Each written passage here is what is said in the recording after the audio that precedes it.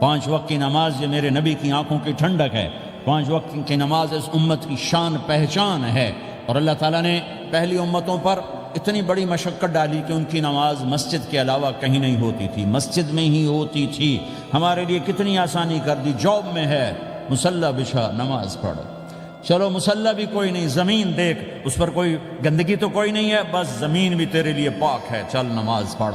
اور آسانی کر دی، پانی کوئی نہیں ہے، کوئی بات نہیں، مٹی میں ہاتھ مار، منہ پہ مل، پھر ایک ہاتھ مار، یوں کر، چل نماز پڑھ، میں تیری قبول کروں گا۔ یہ کسی امت کے ساتھ یہ نہیں ہوا، انہیں وضو ہی کرنا تھا چاہے پانی 50 میل پر موجود ہو۔ اور ہمارے لیے پانی کوئی نہیں ہے، چلو تیمم، مٹی میں ہاتھ ہمارا یوں کیا، پھر ہاتھ ہمارا ایک یوں کیا، ایک یوں کیا، چل بھائی اللہ اکبر قبول۔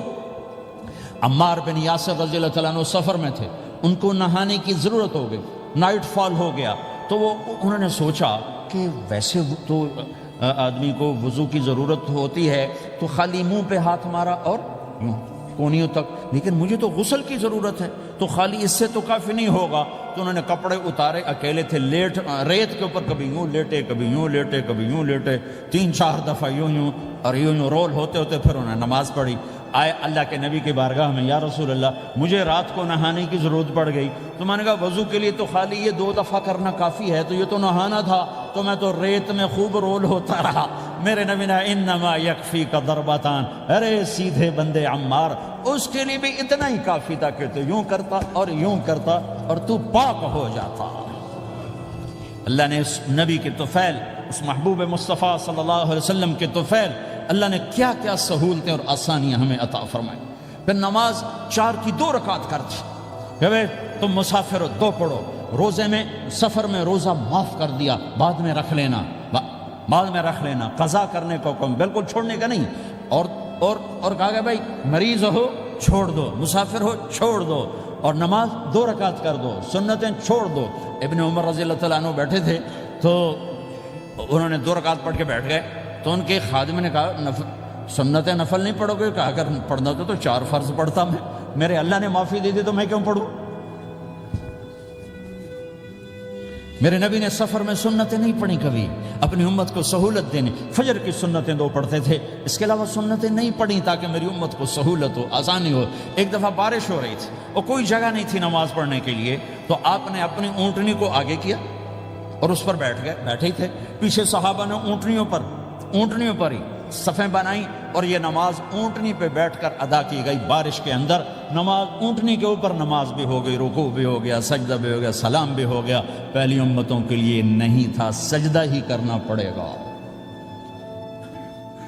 یہ اللہ کے محبوب مصطفیٰ صلی اللہ تعالی علیہ وسلم کی طفیل، میرے اللہ نے ہم پہ فضل و احسان کیا، تو میرے نبی کی زندگی میں عبادات میں نماز سب سے اعلیٰ نظر آتی ہے، سب سے نمایاں نظر آتی ہے۔ اور پھر بازار میں، گھر میں، دفتر میں، ماحول میں میرے نبی کے اخلاق، یہ زندگی کا دوسرا روشن پہلو ہے۔ میرے نبی کی ساری زندگی 2 لفظوں میں آتی ہے، عبادت اخلاق، عبادت اخلاق، یا 2 اور لفظ، حقوق اللہ حقوق العباد، حقوق اللہ حقوق العباد۔ حقوق اللہ میں نماز سب سے اعلیٰ، اور حقوق العباد میں لوگوں کی برداشت کرنا، لوگوں سے درگزر کرنا، معاف کرنا، جھوٹ سے بچنا، دھوکے سے بچنا۔ میرے نبی سے پوچھا گیا یا رسول اللہ مسلمان کنجوس ہو سکتا ہے؟ ہم نے کہا ہو سکتا ہے۔ یا رسول اللہ مسلمان کمزور ہو سکتا ہے، بزدل ہو سکتا ہے، ڈرپوک ہو سکتا ہے؟ آپ نے کہا ہو سکتا ہے۔ یا رسول اللہ مسلمان جھوٹ بول سکتا ہے؟ آپ نے کہا نہیں، جھوٹ نہیں بول سکتا، جھوٹ نہیں بول سکتا۔ ہاں، الا لعنت اللہ علی الکاذبین، جھوٹوں پہ اللہ کی لعنت۔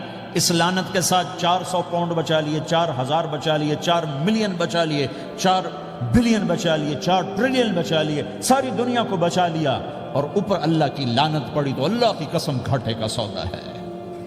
اور سچے ہو گئے، سچ بولا، یہ میں 100 پاؤنڈ کماتا ہوں، لے لو جو لینا ہے اس میں سے، یہ میں 1000 پاؤنڈ کماتا ہوں، لے لو جو لینا ہے، یہ میں 50,000 پاؤنڈ کماتا ہوں، لے لو جو لینا ہے۔ کہ مسلمان کی زبان سے جھوٹ نہیں نکلتا، سچ ہی بولتا ہے۔ آپ تشریف لے جا رہے ہیں، ایک آواز ہے یا رسول اللہ، آپ نے یوں دیکھا، کوئی نظر نہیں آیا، پھر آواز ہے یا رسول اللہ، تو آپ نے دیکھا کہ ہرنی ڈیئر چھوٹی وہ کھڑی ہوئی، رسی میں بندھی، تو آپ نے کہا کیا ہوا؟ کہا جی آپ کا صحابی مجھے پکڑ کے لایا ہے، میرے چھوٹے چھوٹے بچے بھوک سے رو رہے ہوں گے، آپ مجھے چھوڑ دیں، میں بچوں کو دودھ پلا کے واپس آ جاتا، مجھے پتا ہے میرے اللہ کی تقدیر میرے بارے میں کیا ہے۔ تو آپ نے کہا اگر تو واپس نہ آئی تو پھر تو اس نے کہا مجھے اللہ جہنم میں ڈال دے۔ آپ نے اس کی رسی کھول دی، خود وہیں بیٹھ گئے۔ اس نے دوڑ لگائی اور پہاڑوں میں گم ہو گیا۔ تھوڑی دیر کے بعد وہ دوڑتی ہوئی آئی اور آ کے سر یا رسول اللہ میں حاضر ہو گیا۔ تو آپ نے اس کو باندھ کے وہیں آپ بیٹھ گئے نہیں۔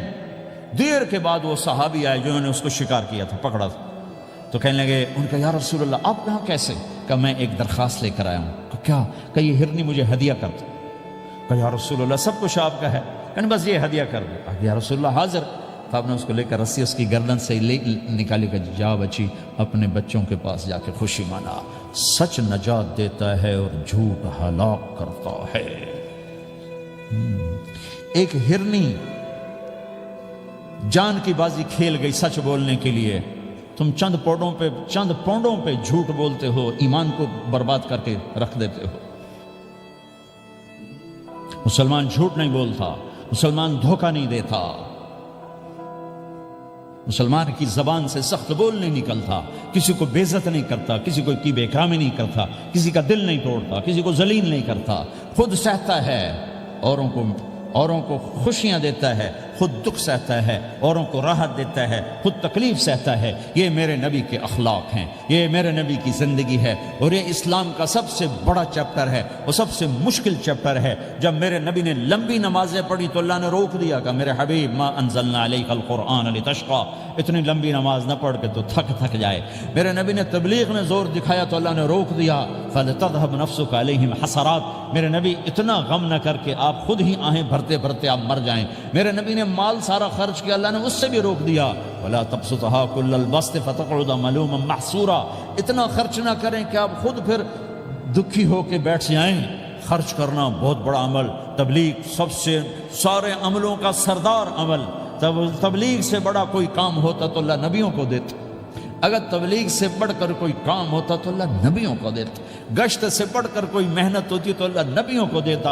950 سال نوح علیہ السلام گشتی کر رہے ہیں، اور اللہ کی مان لو، اتنا عظیم عمل کا میرے نبی درمیانہ نماز سب سے بڑی عبادت، میرے نبی درمیانہ کام، لیکن جب میرے نبی نے اخلاق اچھے کیے، دشمن کو معاف کرنا۔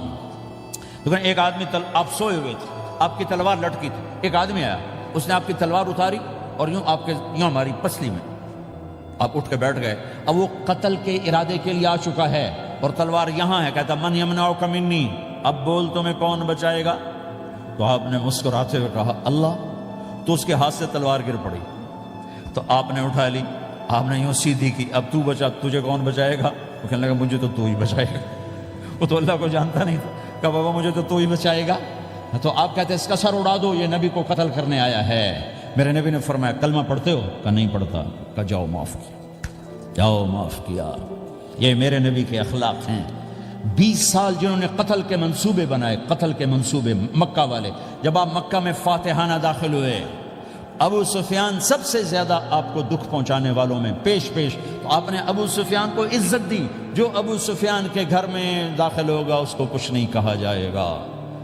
آپ تو ابو سفیان کو بلا کے سولی پہ لٹکاتے، اور آپ کہہ رہے ہیں جو ابو سفیان کے گھر میں جائے گا اسے کچھ نہیں کہا جائے گا، جو بیت اللہ میں ہوگا اسے کچھ نہیں کہا جائے گا۔ سارا مکہ سامنے، آپ یوں بیت اللہ کا دروازے پر یوں دونوں ہاتھ ایسے ٹکا کے کھڑے تھے۔ پھر آپ نے کہا میں کیا کروں گا اب تمہارے ساتھ؟ تو سہیل بن عمر نے کہا آپ کریم ہیں، کریم کے بیٹے ہیں۔ تو آپ نے کہا جاؤ میں نے معاف کیا۔ یہ اخلاق آج مٹ چکے ہیں، مردوں سے، عورتوں سے، علم والوں سے، خانقاہ والوں سے، تبلیغ والوں سے، سب زیرو ہوئے پڑے ہیں۔ جب تک یہ اخلاق زندہ نہیں ہوتے اسلامی زندگی قائم نہیں ہو سکتی، اسلامی معاشرت قائم نہیں ہو سکتی۔ اور دین دو چیزوں سے آگے پھیلتا ہے، ایک دعوت اور ایک اخلاق۔ دعوت اور اخلاق، دعوت نہیں ہوگی تو اخلاق وہیں پڑے رہ جائیں گے، اخلاق نہیں ہوں گے تو دعوت کوئی قبول نہیں کرے گا۔ میرے نبی نے کتنے معجزے دکھائے مکے میں، نہیں کلمہ پڑھا۔ بدر میں ان کے 70 مارے گئے، فرشتوں کو دیکھا، جبریل کے گھوڑے کی آواز سنی، کلمہ نہیں پڑھا۔ خندق میں شکست ہوئی، کلمہ نہیں پڑھا۔ پانی نکلتے دیکھا، انگلیوں سے کلمہ نہیں پڑھا۔ ایک بکرے کا ایک بازو پکایا، ایک بازو بکرے کا، ایک اگلا جو بازو ہوتا، اور 40 آدمیوں نے کھانا کھایا اور ایک بوٹی کم نہیں ہوئی، کلمہ نہیں پڑھا۔ لیکن جب میرے نبی نے کہا جاؤ معاف کیا تو سارے ہی کلمہ پڑ گئے کہ واقعہ یہ اخلاق نبی کے ہو سکتے۔ حنین کی جنگ میں جب بھاگے لوگ، شکست ہوئی، تو ایک صحابی کا بھاگتے ہوئے پاؤں ہمارے نبی کا پاؤں پر آیا، اور جوتا سخت تھا، تو آپ نے کہا اوجعتنی، اور آپ کے ہاتھ میں چھڑی تھی، آپ نے اس کو یوں ماری، اوجعتنی، ارے تو نے مجھے کتنا زیادہ درد پہنچایا، دکھ پہنچایا۔ وہ بیچارے پگھل کے رہ گئے اور پریشان ہو گئے، اور فرماتے ہیں سارا دن میں پریشان، ساری رات پریشان کہ اللہ کے نبی کو میں نے تکلیف پہنچائی، اب میرا کیا بنے گا۔ اگلا دن ہوا تو اعلان ہو رہا تھا بھائی جس کا پاؤں نبی کے پاؤں پہ آیا تھا اس کو اللہ کے نبی بلا رہے ہیں۔ تو صحابی کہنے لگے میں نے سمجھا بس اب میری تو دنیا بھی گئی اور آخرت بھی گئی، اب میرے اوپر کیس بنے گا اور مجھے ڈانٹ ڈپٹ بھی ہوگی، میرا کتنا بڑا گھاٹا نقصان ہوگا۔ یہ حاضر ہوئے ڈرتے ڈرتے، تو آپ نے فرمایا میرے بھائی کل میں نے تمہیں چھڑی ماری تھی، وہ مجھے معاف کر دینا، اور یہ 80 اونٹ تمہیں ہدیہ دیتا ہوں، 80 کیملز یعنی 80 پراڈو، 80 رینج روور کا یہ میری طرف سے تمہیں ہدیہ ہے۔ وہ حیران پریشان، یہ میرے نبی کے اخلاق ہیں، یہ میرے نبی کے اخلاق ہیں۔ کانٹے بچھانے والی نے 4 دن آنا چھوڑ دیا، بیمار ہو گئی تھی، تو ہم نے اب کیا بات ہے، وہ ہمارے راستے میں اب کانٹے کوئی نہیں ہیں، کہا جی وہ بیمار پڑی ہے جو کانٹے بچھاتے تھے، تو آپ اس کے گھر چلے گئے، ماں جی خیریت تو ہے، اب ٹھیک تو ہیں، کہا بیٹا مجھے کلمہ پڑھا دے، بس تیرے اخلاق نے مجھے فتح کر لیا ہے۔ میرے بھائیوں یہ چیپٹر بھول چکے ہیں، بھول چکے ہیں، بھول چکے ہیں۔ جب تک یہ چیپٹر زندہ نہیں ہوگا زندگی اسلامی نہیں بنے گی، معاشرہ اسلامی نہیں بنے گا، اور آگے قوموں کے لیے اسلام کا دروازہ نہیں کھلے گا۔ ہمیں معاف کرنا آتا ہو، ہمیں گالی دینے والے کو دعا دینا آتا ہو، غیبت کرنے والے کی تعریف آتی ہو، اور غیبت کرنے سے، غیبت سننے سے اپنے آپ کو ایسے بچاؤ جیسے زہر سے بچاتے ہو، اسے آگ سے بچاتے ہو۔ ایک دوسرے کو نفرت کا بول نہ بولو ورنہ ساری زندگی تباہ و برباد ہو جائے گی۔ میرے رب کی قسم، میرے نبی نے کہا ایک زبان کا بول انسان بولتا ہے اور جہنم کی گہرائیوں میں گر جاتا ہے، اور ایک زبان کا بول انسان بولتا ہے اور جنت کے درجات پر چڑھ جاتا ہے۔ یہ زبان بہت طاقتور چیز ہے، میں ہر بیان میں اس کو دہرا رہا ہوں کہ جتنا یہ عمل ختم ہو چکا ہے اتنا کوئی عمل بھی نہیں ختم ہوا ہے۔ اور ایک صحابی ہیں ابو دجانہ۔ کون ابو دجانہ؟ السابقون الاولون من المہاجرین والانصار، اس میں پہلی صف کے صحابہ۔ کون ابو دجانہ؟ جب آپ حج پر گئے تو اپنی جگہ مدینے کا امیر ابو دجانہ کو بنایا۔ ابو دجانہ حج میں شریک نہیں ہوئے کہ آپ نے اپنی جگہ ان کو اپنا نائب بنا کے وہاں کھڑا فرمایا ابو دجانہ میری جگہ پر مدینے کا امیر ہے، یہ وہ ابو دجانہ ہیں۔ کون ابو دجانہ؟ جو جنگ بدر سے لے کر آخری حج تک ہر سفر میں شریک ہیں، ہر سفر میں شریک ہیں۔ ان کی ایک بات میں بتانا چاہتا ہوں، پہلے تھوڑی سی ان کی ہسٹری بتانا چاہتا ہوں۔ کون ابو دجانہ؟ احد کی جنگ میں آپ نے تلوار اٹھائی، کہا اس تلوار کو کون لے گا؟ کئی صحابہ کھڑے ہو گئے۔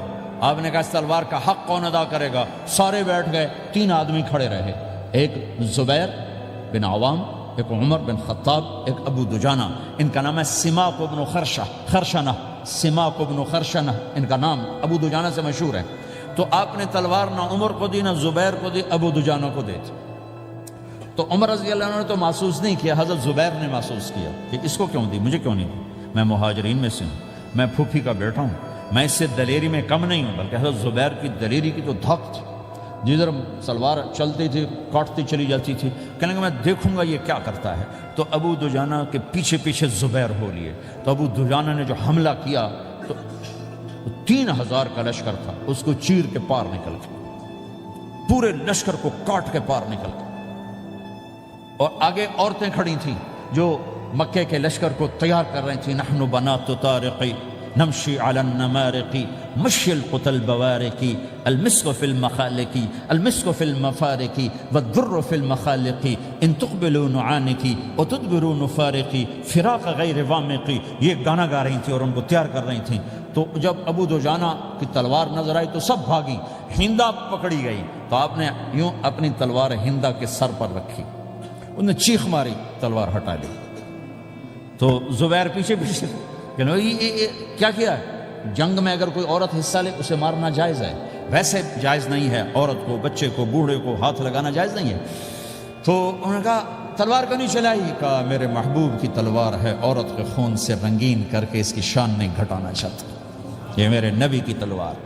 پھر واپس ہوئے، پھر اٹیک کیا اور پھر مجمع کو چیر دیا۔ سامنے ایک آدمی آ رہا تھا ہاتھی کی طرح، اتنا لمبا موٹا تازہ، تو زبیر کہنے لگے میرے جی میں آیا کبھی اس کی ٹکر ہونا پھر میں دیکھوں ابو دجانہ کیا چیز ہے۔ تو اللہ کا کرنا ایسا ہوا ابو دجانہ دونوں آمنے سامنے ہو گئے، تو وہ ایسے شاہ سوار تھے کہ دونوں طرف کے لشکر ذرا تھم گئے اور وہ دونوں بھڑ گئے۔ ابو دجانہ کے اپنے جوہر، اس پہلوان کے اپنے جوہر، غبار اٹھا، مٹی اٹھی، اور اس کی اپنی طاقت، ان کی اپنی طاقت، انہوں نے ابو دجانہ کو اس نے زخمی کر دیا۔ ابو دجانہ نے جو جوش میں آ کے ماری تلوار، اس کو لگی یہاں، تو اتنی طاقت سے لگی کہ اس کے نیچے اتر کر 2 ٹکڑوں میں تقسیم کر دی۔ یوں ماری تو ایک حصہ ادھر، ایک حصہ، پھر یوں دیکھا اور اپنے چہرے سے لوہے کی ٹوپی اتاری، اما ترا انا ابو دجانہ، کیا دیکھ رہے ہو؟ میں ہوں ابو دجانہ، تلوار صحیح لی ہے میں نے، غلط نہیں لی۔ یہ ابو دجانہ ہیں۔ اور جب شکست ہو گئی احد کی جنگ میں، اور پھر 10-12 آدمی نے آپ کو گھیرے میں لیا ہوا تھا، ان میں ایک ابو بکر تھے، عمر تھے، علی تھے، طلحہ تھے، زبیر تھے، سعد بن ابی وقاص تھے، اور سہل بن حنیف تھے، عبادہ قتادہ بن نعمان تھے، اور ابو دجانہ تھے رضی اللہ تعالی عنہم۔ ان میں سے ایک ابو دجانہ بھی تھے، اور یمامہ کی جنگ میں ابو دجانہ شہید ہوئے، یمامہ کی جنگ میں شہید ہوئے۔ یہ ابو دجانہ کی تھوڑی سی سیرت آپ کے سامنے آئی ہے۔ اس کے بعد اب آپ ان کے قول کو سنو تاکہ اس کا وزن آپ کے سامنے آئے۔ یہ بدر کے شریک ہیں، اللہ کے نبی نے کہا بدر کا صحابی جو مرضی کرے بخشا گیا۔ یہ صلح حدیبیہ کے شریک ہیں، اللہ نے قرآن میں کہا لقد رضی اللہ، میں ان سے راضی ہو گیا۔ یہ صحابی ہیں، اللہ نے کہا کلا وعد اللہ الحسنی، اے میرا نبی تیرے ہر صحابی کے لیے جنت کا وعدہ ہے۔ اور اب یہ کیا کہتے ہیں؟ یہ کیا کہتے ہیں؟ لوگو ان ارجع عملی عند، لوگو میرے پاس، ابو دجانہ میرے پاس بخشش کا سب سے بڑا عمل جانتے ہو کیا ہے؟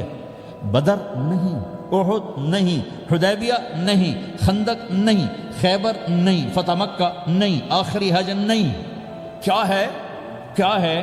لوگو ان ارجع عملی عندی، میرے پاس آخرت میں بخشش کا سب سے بڑا عمل بس ایک ہے کہ ما آذیت احدا بلسانی، میں نے اپنی زبان سے کبھی کسی کو دکھ نہیں پہنچایا۔ ولا اجد فی قلبی غلا لاحد، اور میرے دل میں کسی کے لیے بغض کوئی نہیں ہے، بس یہ میری بخشش کا عمل ہے۔ تو بھائیو، نبی کے اخلاق میں 2 چیزیں لے لو، ایک زبان سے کسی کو دکھ نہ دو، ایک دل میں کسی کا بغض نہ رکھو۔ اللہ کی قسم بغیر حساب کتاب کے جنت میں جاؤ گے۔ بڑے بڑے جنید بغدادی اور بڑے بڑے معرفت والے تمہیں دیکھتے رہ جائیں گے، تمہاری رفتار اتنی تیز ہوگی کہ تمہیں وہی پکڑ سکے گا جس کا یہ 2 عمل تم سے زیادہ اچھا ہوگا۔ جس روڈ پہ رش ہوتا آپ وہاں سے گاڑی ہٹا لیتے ہو، ادھر نہیں جانا، ادھر رش ہے، وہ سائن وغیرہ آپ کو آ جاتے ہیں کہ ادھر بلاک ہے، ادھر نہیں جانا، ادھر جانا ہے۔ تو جہاں روڈ پہ رش ہوتا ہے تو قیمتی سے قیمتی گاڑی کی رفتار بھی آہستہ ہو جاتی ہے، اور جہاں روڈ خالی ہوتا ہے تو پرانی گاڑی بھی بھاگے جا رہی ہوتی ہے۔ ہمارے یہاں پرانی گاڑی ہوتی ہے نا، پرانی بسوں کے پیچھے لکھا ہوتا ہے نہ انجن کی خوبی نہ ڈرائیور کا کمال، خدا کے سہارے چلی جا رہی ہے۔ اور جس کے پاس ایسی گاڑی ہو، نہ انجن کی خوبی نہ ڈرائیور کا کمال، تو اگر اس کو روڈ خالی مل جائے تو وہ تو مرسیڈیز والے سے پہلے پہنچے گا، رینج روور والے سے پہلے پہنچے گا، بینٹلی والے سے پہلے پہنچے گا، رولز رائس والے سے پہلے پہنچے گا، جو وہ تو پھنسی کھڑی، اور اس کا روڈ ہی خالی ہے۔ تو میرے بھائیو، یہ میں ایک مثال دیتا ہوں، عبادات کی روڈ پہ بہت رش ہے، نمازی بے شمار ہیں، روزے دار بے شمار ہیں، عمرے والے بے شمار ہیں، حج والے بے شمار ہیں، اور تہجد گزار بے شمار ہیں، علماء بے شمار ہیں، حافظ بے شمار ہیں، ذکر والے بے شمار ہیں، بہت رش ہے، تبلیغ والے بے شمار ہیں، لیکن جو اخلاق والا روڈ ہے نا، یہ خالی پڑا ہے۔ اس پہ موٹر زوکی پہ چڑھ کے آ جاؤ تو سب سے آگے نکل جاؤ، سائیکل پہ چڑھ کے آ جاؤ تو سب سے آگے نکل جاؤ، کہ روڈ ہی خالی ہے، اخلاق کا روڈ خالی ہے۔